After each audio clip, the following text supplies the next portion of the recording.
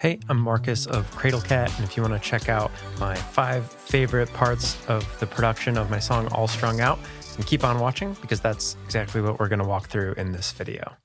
So let's dive in here. The first one is these little vocal chops right here. So if I'm listening to the intro,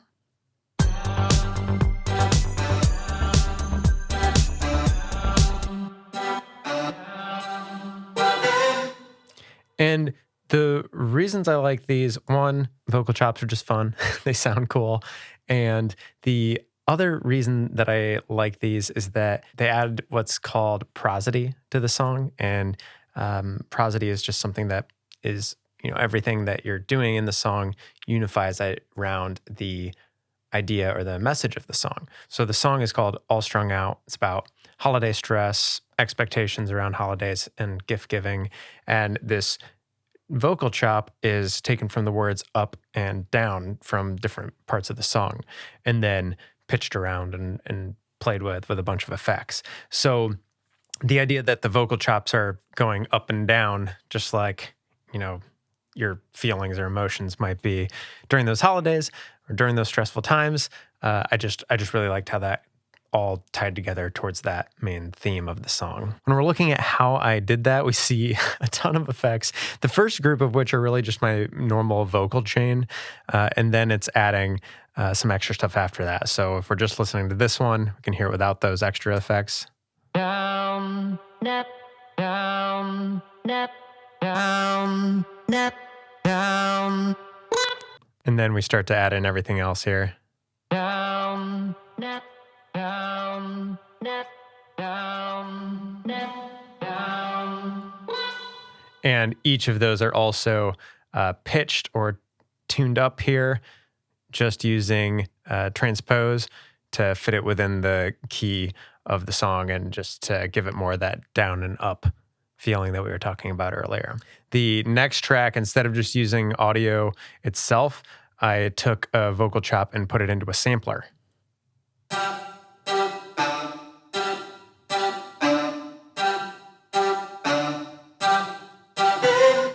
So this is taken from a longer region of vocals, which I then chopped up on the transients, put it into the sampler in Logic, and again, went through and added a bunch of effects. So if we hear it without the effects, we can hear the original one on the sampler. And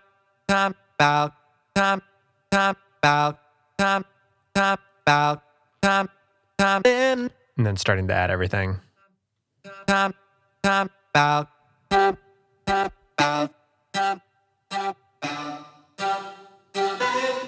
The second production piece that I really liked and I want to point out here is the sidechain pump that's going on throughout the whole song.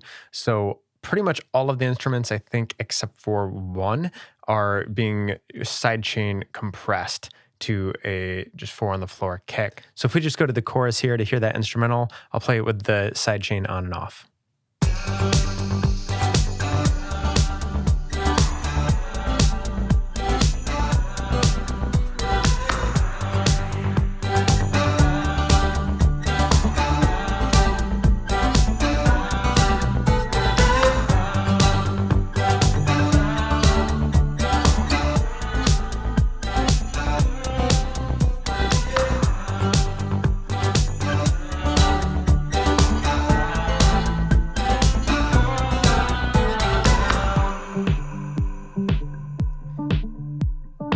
So a little different feel there when we have that sidechain on and off, and I think it really just grooves a little more with it on here.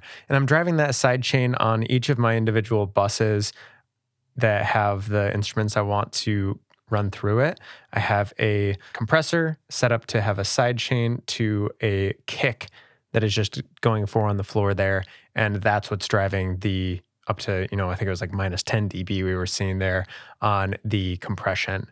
So again, without that, it's going to sound a little more even. We heard those vocal chops punch through way more, but then under the sidechain, especially since they were hitting on the same beat, it really ducks it down and kind of gets it all, just makes it feel all glued together a little more too, in my opinion. The third thing that I'll point out here that I really had fun with is the sound design on a vocal synth that I based off of the vocal chop from a reverb and delay throw that I had on one of my vocals. So listening to it here, I'll show the synth sound that I'm talking about coming out of the bridge, and then I'll show the vocal where it came from. I'm all strung out with the lights I used to impress you.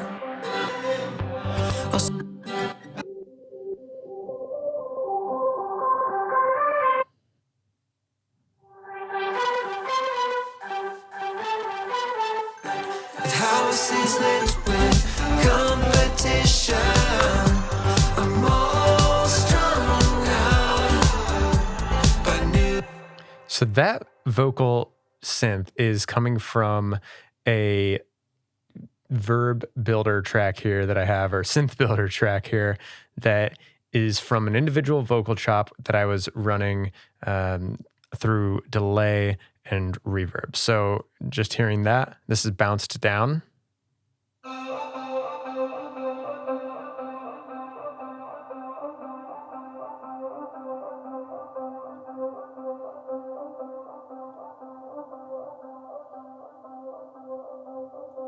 And as I was hearing that play out underneath the rest of the song, I was kind of hearing it'd be cool to transition that into a melody. So the idea from it came from being able to seamlessly transition that into a synth. So when I'm listening to those together, you can hear it blending in. So let's hear it with the synth that we added. You can see I'm filter sweeping it here to start to blend it in. And then the little dropout. And bring that back in a little bit too up here on the verb you can hear. So again, just that design of getting it to blend like that and transition from what was just a delay and reverb into that synth, I had a lot of fun doing. The other part that I wanted to show on that is the original vocal here. So this was the individual piece that I then isolated to build out the delay and reverb, which I then put into a sampler for the synth track.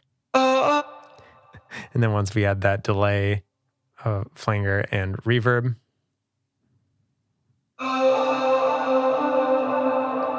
and that's what we used to build out that synth. The fourth thing in the production that I had a lot of fun with was using sleigh bells. So I got sleigh bells specifically to make some Christmas and holiday songs and tried to use them in a couple different ways. So you can see here in the percussion tracks, I'll isolate some of them that we were working with. I was using them, first I'll show just kind of rhythmically here, traditionally, just with some single hits.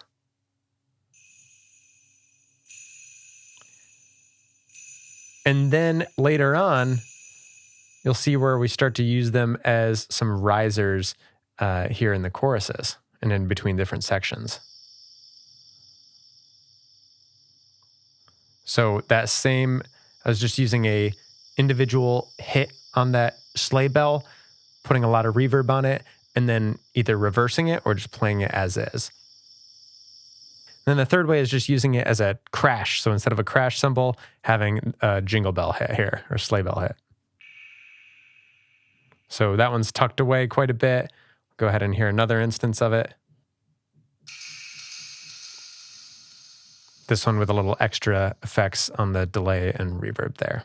And the last piece that I want to point out here was actually a choice I made on the vocal production of the song. So whenever I'm writing, I usually start with just mumbling melodies and then I kind of fill in the lyrics later. So when I was going through and re-recording all the actual lyrics and with better takes and more takes, I got to a part where I originally had the harmonies mumbled in, and those were the last pieces I hadn't re-recorded yet. And as I was listening back to it, I thought it sounded really cool with all the other lyrics being already sung and just still having the mumbled words as the harmony for that part. So I did end up re-recording it, but I still mumbled it in the re-recording, just adding that kind of feel of the harmony without actually doubling all the lyrics and the words. And I thought it had a really cool effect, and I don't know why, I just think it sounds cool to have those harmonies mumbled. So let's take a listen to that and I'll isolate it. It's at the end of the chorus here. I'm all strung out. By New Year's Eve, I'll come down. So on that I'll come down line, let's hear that again, just the vocal fills. So again, I'm not quite sure why I like it, but I think it sounds really cool together with the lyrics sung. So just isolating all those vocals, let's hear that all together. By New Year's Eve, I'll come down. If you enjoyed this video, you should check out this next one here where I walk through some of the production details on another one of my songs. Thank you so much for watching. Again, I'm Marcus of Cradle Cat. I've been making these types of behind the scenes videos on my own music, as well as some how-to or tutorial videos whenever I run across questions or things that I wish I'd known sooner in my music production journey. If you liked this video, you can go ahead and let me know by liking, subscribing, or letting me know down in the comments.